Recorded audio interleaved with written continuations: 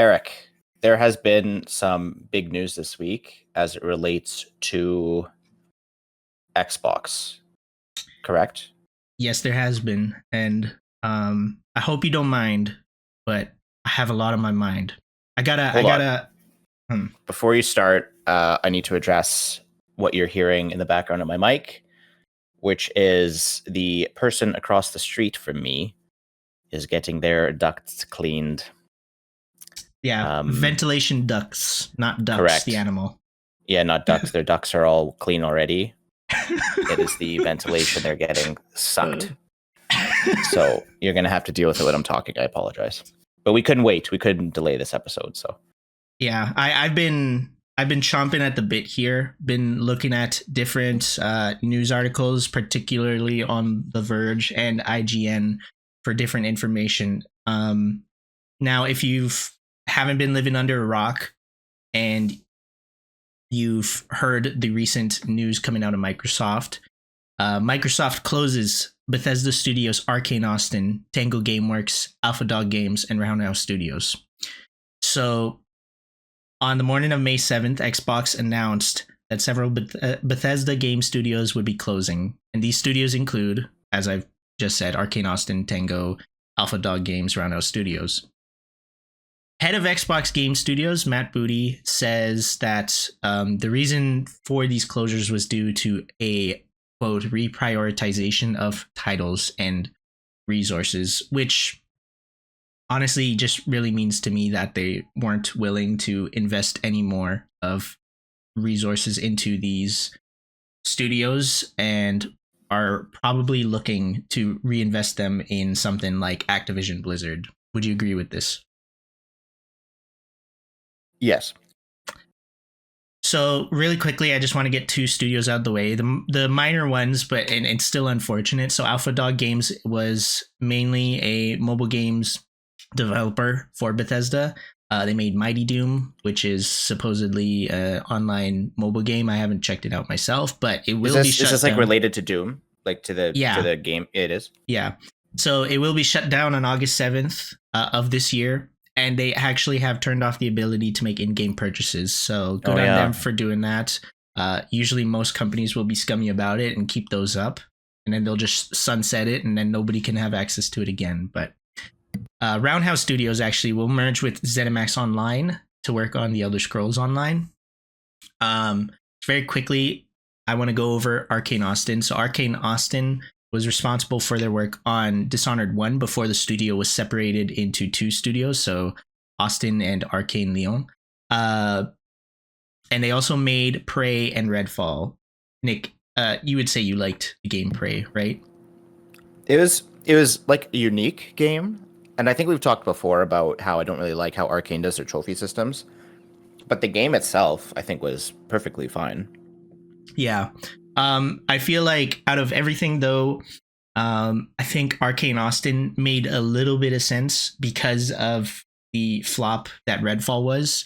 I think it was a very expensive game, actually, for them to make. And for it to flop was a huge blow to Xbox in general. So with I realize you have more to say, but when the smoke clears on this, I know there's been a lot of updates from Xbox this week. Mm-hmm. What is left, as far as I'm aware, is the Fallout people, the Elder Scrolls people. Yep. And who else? Who's left? Machine Games. And Starfield people. Oh yeah, and Machine Games, right? Yeah. I think as long as Machine Games still is, like, I think Machine Games has kind of established themselves as a household name for Bethesda to begin with. So I don't think they'll be going anywhere unless something goes extremely wrong with the new Indiana Jones game. People, right? No, id Software. id Software is Doom. Okay. Same thing with id. But as I don't know if you know much about the Doom reboot, like after Doom Eternal, but they pretty much concluded their story with Doom, as it would seem. And so unless they are going in a different direction, with Doom or making a different IP. That is to be seen. So I want to mention here, head of Arkane Leon, Dinga Bakaba, voiced his feelings publicly on X, saying, quote, "Any executive reading this, don't throw us into gold fever gambits. Don't use us as strawmen for miscalculation / blind spots. Don't make our work environments Darwinist jungles." Which is some really harsh words. But I can understand his frustration, especially being the what is it? Like a sibling studio? Yeah. Yeah, like a sister studio, yeah. Sister studio. And then to see the other studio part of your company get shut down. I want to make it clear that Arkane Leon was not affected by these layoffs and this closure, besides the fact that other than emotionally. Yeah. But it sets up a really scary precedent for what's to come for other smaller studios. And even though Arkane is a little bit bigger, they're still smaller in comparison to the other ones that are owned by Xbox and Microsoft. So Matt Booty says that Arkane Austin will close with some members of the team joining other studios to work on projects across Bethesda, which is usually pretty common for when these small studios close, and then the company that like owns that studio usually get to pick and choose who's the best of the bunch, and then get to spread them out throughout other projects. So our Redfall will continue to have its servers online, but its latest update will be its last. So it is officially a dead game. I know it says that they will continue to support servers, but it will no longer have any updates that includes right. Who's going to want to play it? Yeah, who's going to want to play it? And like, there's going to be no more patches. The only thing that's going to probably be maintained is maybe some like in-game events, but that's it. Like Redfall is done. It's a dead game now. Moving on, Tango Gameworks. This one actually kind of hits home a little bit for me, but this one baffles me. I don't understand. This one really baffles me. So let me quickly go over kind of like some context here. So Tango Gameworks was responsible for the Evil Within series, Ghostwire Tokyo, and Hi-Fi Rush, and its closure has been, I would say, the biggest shock come out from this string of news. Do you know who created Tango, Nick? I know it was a well-known Japanese developer, and he came from somewhere, didn't he? He came from like Capcom or something. Yeah. So his name was Shinji Mikami. He started his career in Capcom. He worked on Resident Evil 1, Resident Evil 4, and then Dino Crisis. And then so when he left Capcom, he created Tango, which was then bought by ZeniMax. That was a long time ago. Yeah, that was a while ago. So he would then go on to create the Evil Within games. The Evil Within 1, I'm pretty sure, was a successful IP for Tango Gameworks. Yeah. And it's basically Resident Evil. Basically Resident Evil. And then also made Ghostwire Tokyo just before the purchase of Bethesda Game Studios. Which is an excellent game that everybody should play. Absolutely they have should. Opportunity. The game did not receive nearly enough attention. Yeah. And then another important figure of that was Tango's video game artist and director, Akumi Nakamura, which assisted Shinji in these products and was also the creative director of Ghostwire Tokyo before she left the company, though, in late 2019. So then actually in 2018, Shinji would go on to start development for Hi-Fi Rush, and after Bethesda's purchase would finish the game's development for Xbox before he departed Tango shortly after. Hi-Fi Rush was one of Xbox's biggest exclusives in recent memory, despite coming out in 2023 with next to no promotion, and even though it has also recently made its debut on PS5. I'm sure, like, do you remember when they were kind of, I think they were doing, was it the Game Awards at the time, or maybe an Xbox showcase, but they pretty much shadow dropped Hi-Fi Rush. Yeah. Yeah. Yes, I remember that. Even the vice president of Xbox Games Marketing, Aaron Greenberg, tweeted on X and said Hi-Fi Rush was a breakout hit for us and our players in all key measurements and expectations. We couldn't be happier with what the team at Tango Gameworks delivered with this surprise release. We're so happy we're so happy we're closing the studio. Yeah, this tweet came out April 21st of last year. But what does suck is Greenberg and Phil Spencer actually both visited the team in September, where the two members, like, they played games with the team and they took group photos, trying to show that they're establishing a close relationship with the team, which would make sense because Xbox has previously said that they have been trying to establish a foothold in the Japanese gaming market, and Tango was a direct asset to achieve this goal. But now with the closure of the studio, that seems to not be the case anymore. I feel like, and then Shinji Mikami also tweeted on X about the recent news, simply saying Tango closed. Sad. So sad. What this seems to me is that Xbox's top brass, the president, the VP of marketing, even CEO of Microsoft Gaming, were either not aware or incredibly negligent of the fact that they were congratulating this studio just shortly before they were going to close them. Which either tells me that, again, they're either negligent or this is Microsoft's doing, which I'm leaning more on the latter. So last week we talked about, was it last week? We talked about, yes, the Helldivers stuff.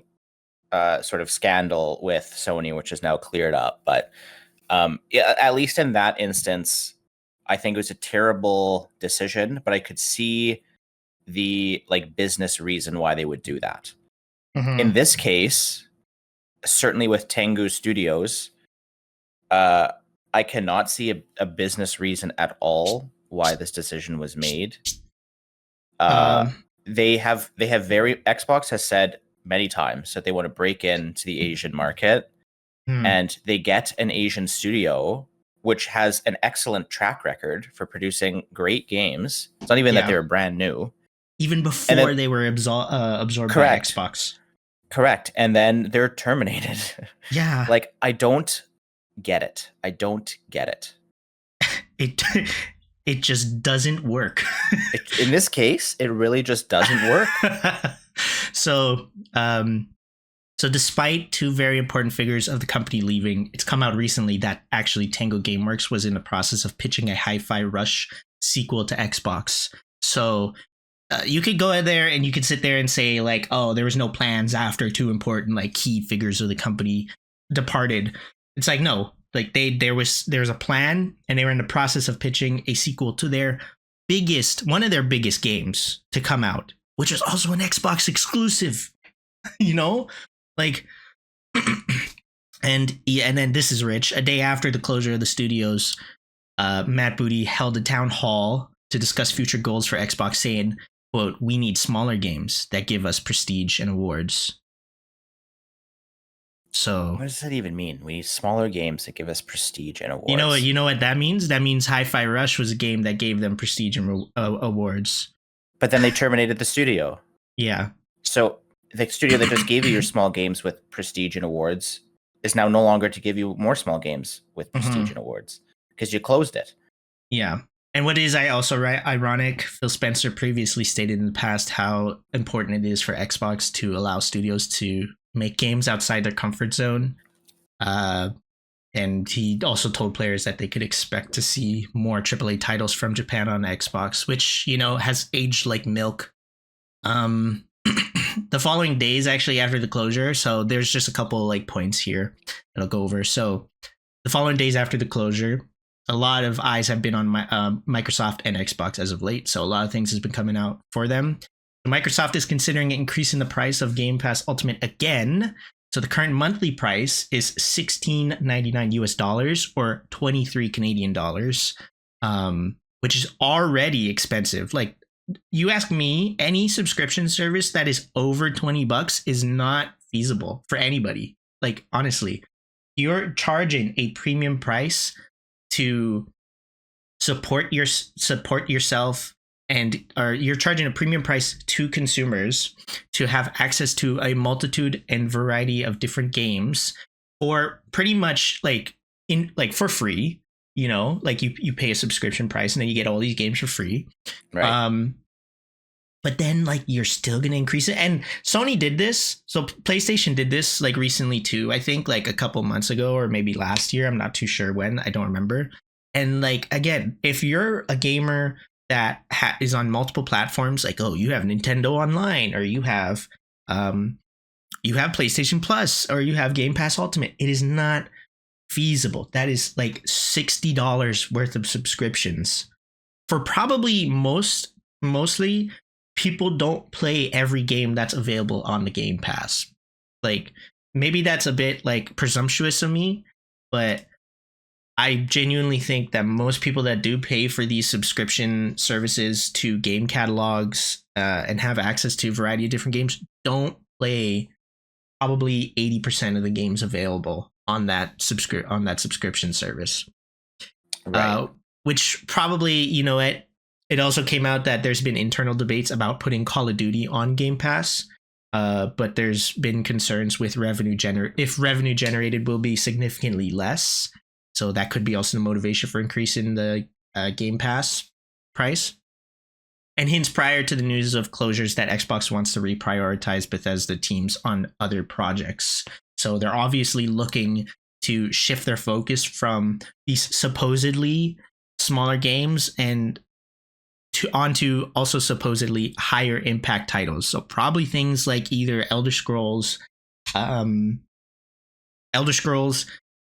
Fallout, maybe another Wolfenstein, and then if Indiana Jones is successful, probably a sequel to that as well. And then also one thing that really has bothered me is Hellblade 2, Nick. It's supposed to come out on the 21st of this month. Right. It's a game. Who's making that? Ninja Theory. Okay, so it's not a. It's a Xbox studio, but it's not a Bethesda. Smaller. No, it's way smaller. I think it's obvious. It's not as big as most of the studios. It's like the Swedish studio or whatever, right? Yeah, they made a Heavenly Blade for PS3 like way back when, back in 2006 or something like that.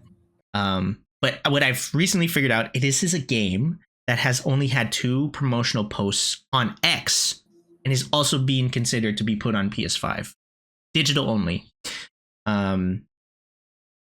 Right. So go figure. And then, sorry if you had something to say, go for it. No, go ahead. What's come out recently, Brad Hildebrand, an ex-Microsoft senior PR manager, he made a lengthy post summarizing that Xbox anticipated steady growth of Game Pass subscriptions. But with the acquisition of Activision Blizzard, Microsoft is wanting Xbox to recoup the $70 billion, and less profitable studios like Tango aren't making enough to contribute.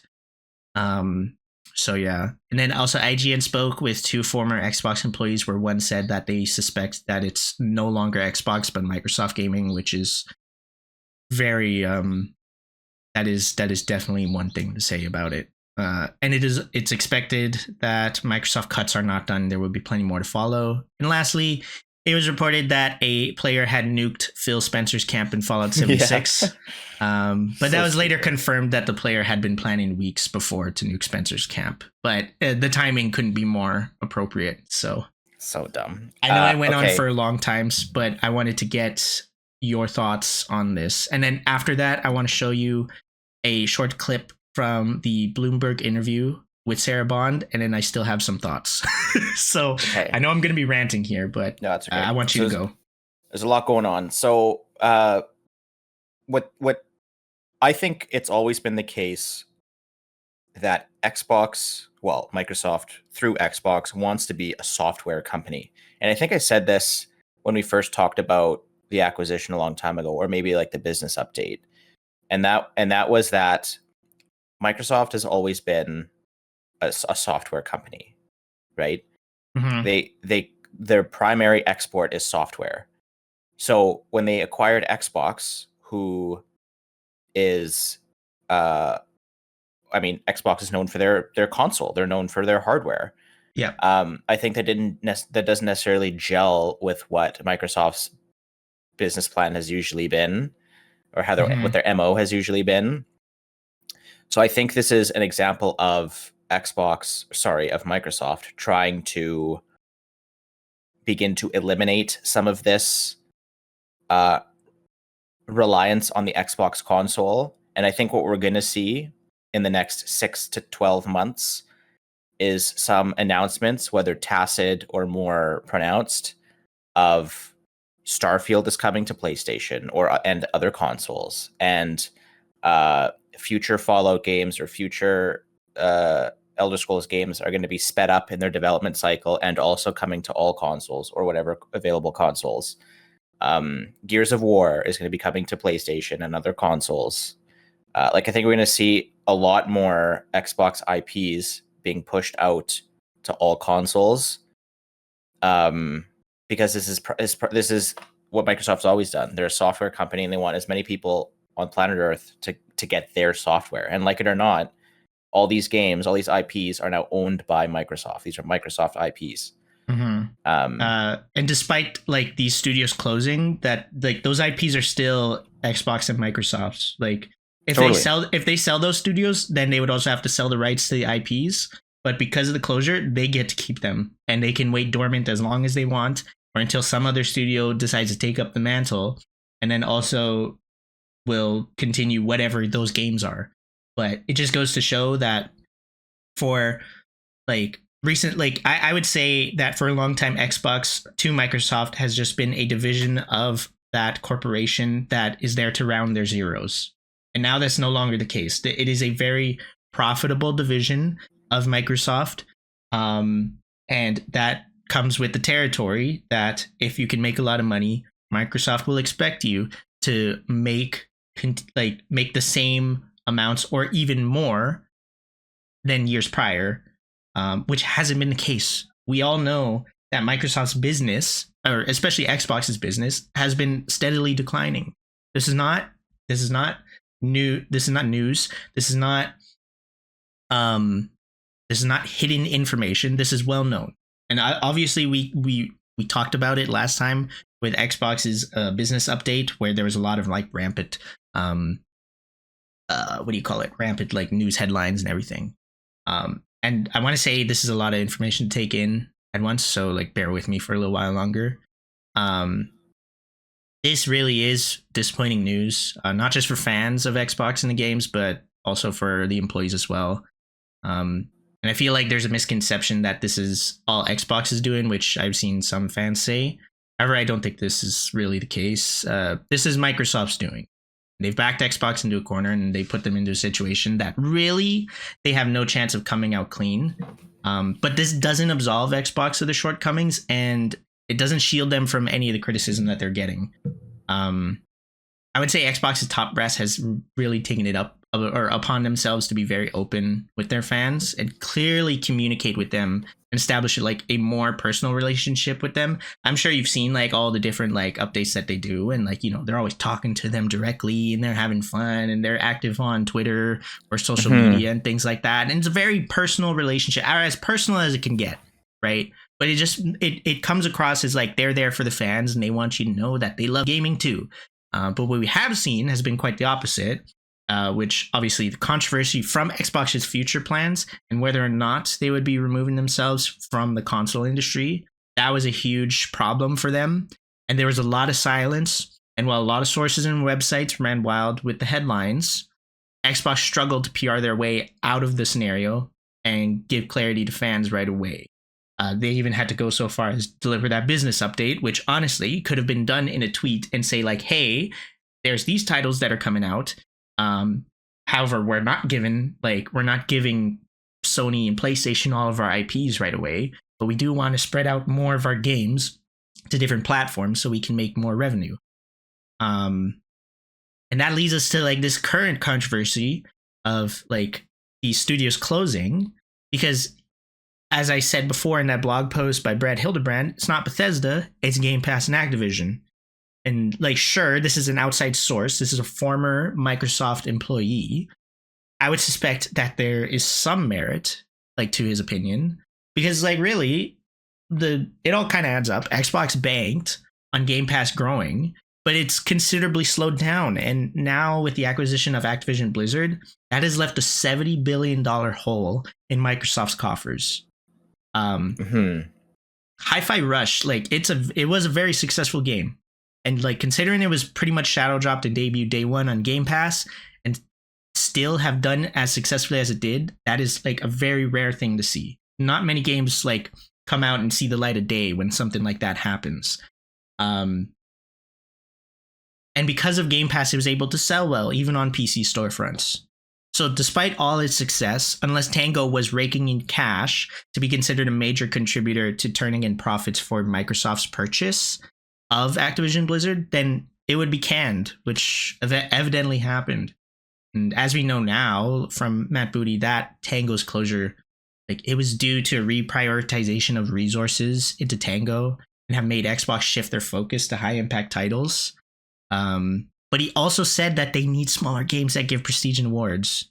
But now that I'm thinking about it, that really just means small games that can turn major profit for Microsoft. So, yeah, I there's so much happening here. We probably should have gotten nervous, and I think we were nervous, and I think everybody was nervous when we needed like an Xbox business update to begin with. That was just a few months ago. And then now, a few months after that, closure of studios that produce incredible games and have, there's evidence to say that these games have been extremely successful, especially financially. I'm really curious to see what Xbox's showcase is going to be like, which should be on June 9th. It's going to be very, very interesting to me to see what they say there. There is no way they can't bring up any of this. There's no way they cannot bring up any. Like they have to say something. So and maybe they will before then. But one thing that they have said, and I just really want to show you very quickly. It's a very quick clip from a Bloomberg interview that's Xbox President Sarah Bond did. I think one of the things that was most upsetting both to Xbox gamers and to employees is that, one of the shuttered studios in particular just created a hit game, did really well on Game Pass in terms of engagement, and won a ton of awards. Shouldn't succeeding in that way ensure the future of a studio? One of the things I really love about the games industry is it's a creative art form. And it means that the situation and what success is for each game and studio is also really unique. Like there's no one size fits all to it for us. And so we look at each studio, each game team, and we look at a whole variety of factors when we're faced with sort of making decisions and trade-offs like that. But it all comes back to our long-term commitment to the games we create, the devices we build, the services, and ensuring that we're setting ourselves up to be able to deliver on those promises. Okay, so what a bunch of useless wank. What a bunch of corporate mumbo jumbo. It was a lot of corpo mumbo jumbo. Yeah. So I'm not sure who the name of the reporter was. It's Dina Bass. Okay, so Dina Bass gave, I think, a very direct question, and Miss Bond gave a very deflective answer on this, saying games is a creative industry means nothing. We know this. Yeah. And then saying that we have different metrics for every company on how we base success also is meaningless. We know that already. Like, of course, we don't treat like Activision the same way we treat like, like a really small studio. But it to the point of the reporter's question, you had a very successful game, clearly did very well, but you got rid of them anyway. Like, why? And then you open up with like, the one thing I like about the games industry, it's a creative art form. What are you talking about? So I'm sorry, we're going on like way too long here. It's been half an hour, but like I'm gonna cut a promo here, as they say in WWE. But like, I want to make it clear that I don't blame Sarah Bond for this. Somebody from Microsoft told her that she needed to do this interview, which like it seemed like a bad choice. You could have either gotten Matt Booty, who's head of Xbox Game Studios, or even Phil Spencer, who is the CEO of Microsoft Gaming, but instead you pick Sarah Bond, who is the Xbox president, which again, that is no slouch of a position, but you could have got any of those other two people who are obviously way more familiar with being on camera and doing interviews with this type of stuff. And I'm sorry, I'm getting a little bit fired up when I hear stuff like that. When I hear things like that, and like whether or not PR told her, hey, you need to go out there and be evasive, to provide an answer such as, one of the things I love about the games industry is that it's a creative art form and that there's no one size fits all for success. No one size fits all for success? You're going to tell me, sorry, I'm getting fired up. You're going to tell me that Tango Gameworks made a successful game despite even the vice president of marketing saying that this was a breakout hit and a success for all their expectations. It won awards. It got overwhelmingly positive reviews, a top downloaded game on Game Pass. There was everything there indicating that it was a successful title. And you're going to say there's different measurements of success and that we look at a variety of factors when we're faced with making decisions and trade-offs, but it all goes back to our long-term commitment and promises? Like, what is she talking about? When you make a long-term promise, such as allowing these smaller teams to make small games that they want to make, and it would push forward Game Pass and make them more sales, and then you bring in a Fortune 500 company like Activision, which has completely turned every business strategy upside down for Xbox. And now you have all these studios fearing that they may soon be shut down in the next set of future layoffs and closures. And you go out there and you say things like no one size fits all for success and that there's different measurements of success. Like, what are you talking about? What are you talking about? I don't understand this. I don't understand how you can go out there and say that. And so even there's different measurements of success. So even if a game is a success, it's not a success. Does Xbox and Microsoft think its consumers have wax in their ears, or that they're too stupid to understand this PR mumbo jumbo? I think that's exactly what it is. I think it's the corporation is going to corporation, and the sheep, the people, will they will just do. I mean, they're waiting. We've waited 15 years for the next Elder Scrolls. We've waited 9 years for the next Fallout. They can wait a little longer, I think, is what the strategy has been. I mean, the games that they've been releasing have been pretty subpar lately, like most of them. Starfield was hyped up as this massive title. I think it was supposed to quote unquote fix a lot of the issues with Bethesda, and it was very much subpar for a lot of people. I haven't played it yet until it comes out on PlayStation. But it was good enough to satisfy profit goals.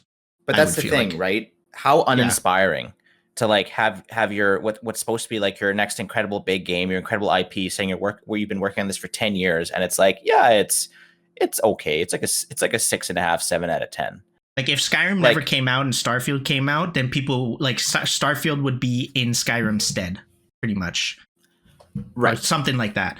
And look, I'm sorry if you're an Xbox fan out there and you might think I'm going too hard on Sarah Bond or Xbox in general, but the reality is that these corporations like Microsoft and even Xbox are not your friend.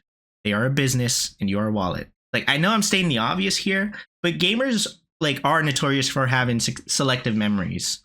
Even in the past few years, we've seen this shift in culture of gaming amongst PlayStation and Xbox, telling us they've been hearing us when at every moment they go against everything they said. And when they're hit with backlash, they say again, they're hearing us.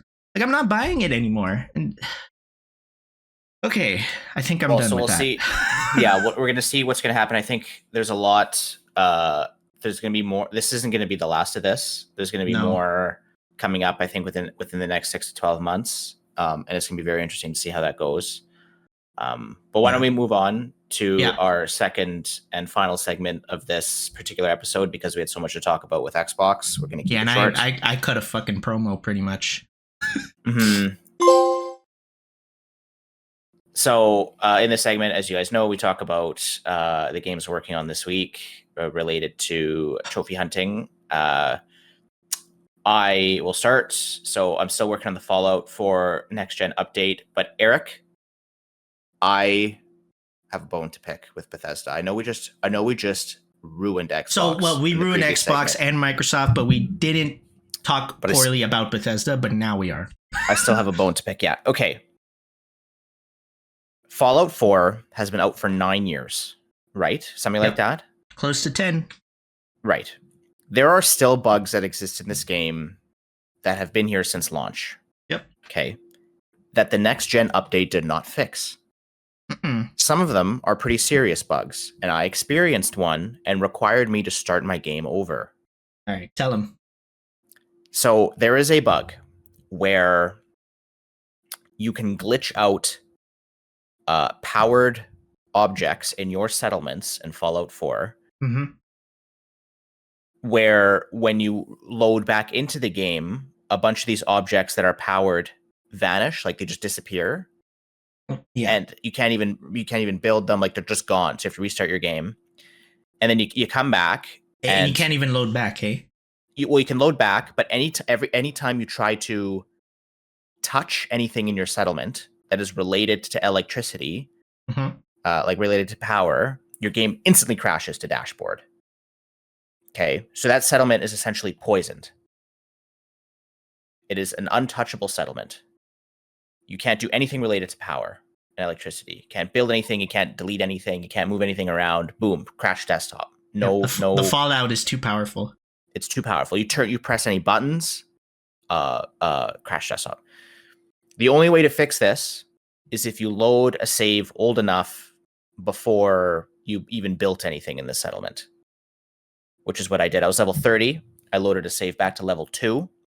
And let me guess, this settlement is Sanctuary Hills? Yeah, just because it's the closest one. Right.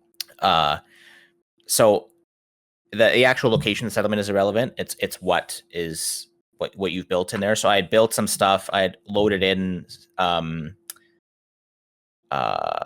like some new Creation Club stuff, and then it bugged everything out. This has been something that's existed since the game released, these kind of bugs. And in fact, it's addressed. It has a name. I can't remember what it's called. It's like the power grid bug or something. And it's permanent. You can't do anything about it except loading in an old save. 9-year-old game, by the way. 9-year-old game. So this was never fixed in the next gen update. However, there may be hope on the horizon. Okay. This next gen update I've mentioned before in previous episodes. This next gen update I thought was quite mediocre relative to what they could have provided. 60 frames is great, Yep. but that's sort of all they've given us on console. Mm-hmm. There is another update coming out for this game next week, which apparently gonna have some bug fixes and other stuff in it. Hopefully, so that's among the patch notes. I'm curious to see. I'm excited. I'm happy that I was worried that it was going to be the next gen update, and then that was it. Mm-hmm. But it looks like they might be providing some stuff, which is good. I'm excited for that, and I'm hoping that they continue that support moving forward. Now, other games I'm working on. I jump back into the Quarry a little bit. I'm so close to platinum that game. I just have to replay it twice. Yep. So I'm holding my nose and trying to finish that one as quickly as I can. And then Hogwarts Legacy, I'm sort of in and out on. It's taking up a lot of space on my console. But I'm trying to finish it again. Just a couple trophies left, but it requires you to replay the first 2 hours of the game a couple times, which is very annoying. And I also have to run around Hogwarts Castle and try to find all the pages or whatever. Mm-hmm. But otherwise, that's it. That's it for me. What I'm doing. What are you doing this week? What have you done this week? Well, as you may know, I've been triple whipping. I've been being busy, staying busy, with uploading our reserve videos of the week that we are recording this. And I put 3 videos out in 3 days, so I would give myself a round of applause. That is awesome. Yes. it wasn't as bad as I thought it was going to be. It would be like I've returned to work full time. I work at Chuck E. Cheese. No, I'm just joking. But no, I've returned to work full time, and so what that has done that has built a routine for me, which I myself as a person thrive on routine. When there's things that conflict or have conflicting when they change very drastically. So, either that has to do with school and classes at different times, or my work shifts getting canceled. That is no longer the case. I'm working full time. It has built a routine for me. After work, I come home. If I don't have school, I go on my computer and I edit these videos, which Nick has made fun of me for, and saying that these videos won't be out until next year, which, we just record them so often. That's why. Yeah. Well, we record them on a weekly basis, but the problem is that like for the last like few months, school has been busy, but now I've taken up a reduced school workload for the spring and summer. So that'll be a lot easier on me, even though I am working full time. Disregarding my real life activities that nobody really cares about here. I'm still playing Fallout 4. I am cleaning up the last remaining trophies that I left on PS4. One of them being the Rocket's Red Glare trophy, which is where you have to... You're going to platinum it, hey? Yeah, because it was I'm going so slow. On Fallout 4, it was actually like, I think when it came out and when I had the PS4, it was like one of the first few games that I played on my PS4 that I left unplatinumed. And the thing about like these Bethesda games is you can usually get a majority of them done by just doing the side quests and story missions and other like activities. But you will have to go out of your way to do some things different to finish everything. Yeah. But I got the Rocket's Red Glare trophy, which is pretty much you have to, with the railroad, blow up the Pridwin, which is like an annoying mission because the way that these things are structured, it's like, okay, you have to side with the Institute, which makes your brother. And I'm so flustered after my rant, but it makes you an enemy of the Brotherhood of Steel. And then after that, it doesn't make you an enemy of the Railroad. You actually can side with the Railroad against the Brotherhood of Steel and then blow up the Pridwin. And then that's a trophy related to siding with a faction. I just thought it was kind of like meh. Like, it's so strange to me how you can have like these two guys, one being a conspiracy theorist, Tinker Tom, and then a spy, Deacon, just storm you, and then two of them just storm a Brotherhood outpost and then steal a vertibird, board the Pridwin with no regard for security clearance or like blending in really, and then you can blow up the Pridwin. Like, I thought it was so strange, and it was just like it was a rough mission because like everybody has like Gatling lasers and stuff, so then you walk through a door and you just get blasted. There's one point actually where suspension of disbelief. There was one point where I was like, so you plant the charges in the Pridwin, right? And then you can exit, and then there's like you can exit like the quarters, and then that kind of brings you into the room that has like the cockpit of the blimp, and like there's Elder Max and a couple knights and like Captain Kells and stuff like that in there. But all of them have Gatling lasers, so I walk through the door, and then I just get mowed down. Oh, the terrible part was that I got checkpointed at that door. Oh, so no. I would die, load in for 30 seconds, die again. So I had to reduce the game difficulty to actually like make it out alive in that scenario. Yeah. And that was super annoying. But I did that, and then I did a couple other trophies as well that are like not really too hard to do. Like some of them are just pretty easy. Like I think the last few ones actually I have to do is I have to complete 50 miscellaneous objectives, reach maximum happiness in a large settlement, create 50 weapon mods, and then collect the bobbleheads, which doesn't seem too bad actually. No. And then I'm gonna obviously finish that like storyline run just because I'm like already so far into it. And then I'll probably move on to Fallout 4 next gen eventually. I think I said the same thing because like you're not even playing the next gen? No, I told you I was playing the PS4 version. Oh my god! I don't know why. I just assume these days everyone's playing the next gen.